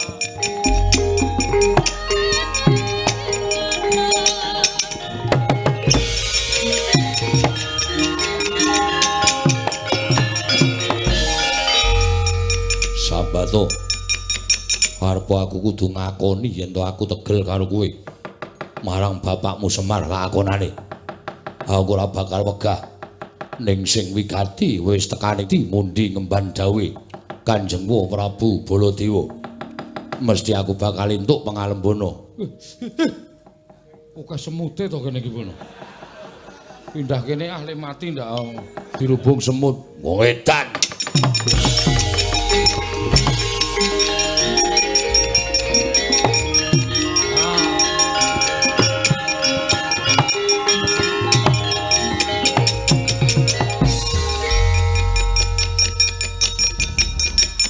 apa iki? Den genti aku. Aku ya pengen pentas ya, Tru. Ayo pentas kok dadak aku doyok-doyok meneng sang jero metu e. Ayo ta. Piye karepe ngopo? Genti aku ora terus. Masa aku meng leren disen-isen karo masyarakat. Bagong gleleng saiki kalah gleleng karo Petro. Ning janji. Nggih. Ora nggo gaya lho. Mboten. Ora nggo tumindak elek. Mboten. Ku anggere sapa pasar tak kentes ndasmu. Ora. Yakin sumpah. Tenan. Heeh. Ku anggere Mboten saden kula mawon. Petro, keplok wartu ndasmu kok. Kowe iki ngopo ya ora? Wong arep dinggoni Ndara Antasena kok mboten samboten sam. Kowe iki ngapae? Mbok gentinan. Ya. Ya wis ngampet ambegan. Ning janji tenan lho. Aja nggo tumindak elek. Nek sak mlebu ning awakmu, ora tau tumindak elek ajar dhewe iki. Wanggere iki aku krasa itu tumindak elek ajar. Agak wis lan jeblok wetenge. Ora bongok-bongok to kok. Wah iki kene ngampet ket mau ora mlebu-mlebu. Mangkel aku. Goleki kok angel. Wis wis. Yo, ngampet ambegan. Wis tak mlebu ning awakmu.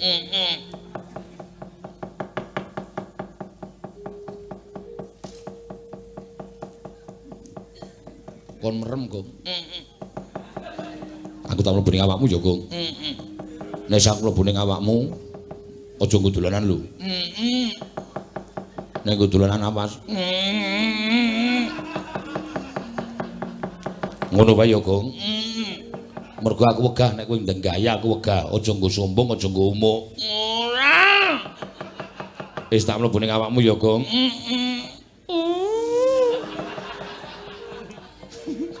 Nganti kepentut-pentut ora. Lah antasane endi? Ah wis mlebu Ket mau. Ha sing ngomong ki mau? aku. Oh setan nih.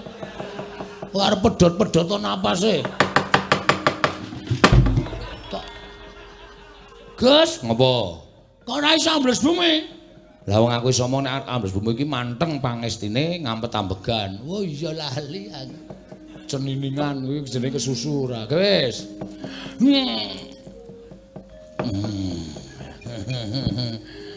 Gong, tak ajar lho kowe. Gong, iki kok didusake. Kapok ra kowe. Ku tak antil tenan iki, Gong. Gong iki kok dibleseke sadodo iki lho. Gong, ayo kowe glelengo saiki. Oh ditenono kowe. Penyakit ora. Didumbulke saka isor. Kapok kowe. Kene jedul. Mabur.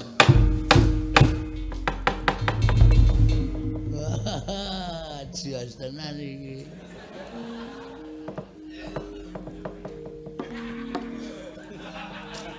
Grimes po ya. Kok tetes-tetes iki. Ah, setan to. Wanjal maning jajalanan tenan. Udane, Truk. Ra. Wong kowe ngipat-ngipatke kowe kok. Sisane mau ora. Mbok medhun, mah. Penak mabur. Mbok ganti, Gong. Kowe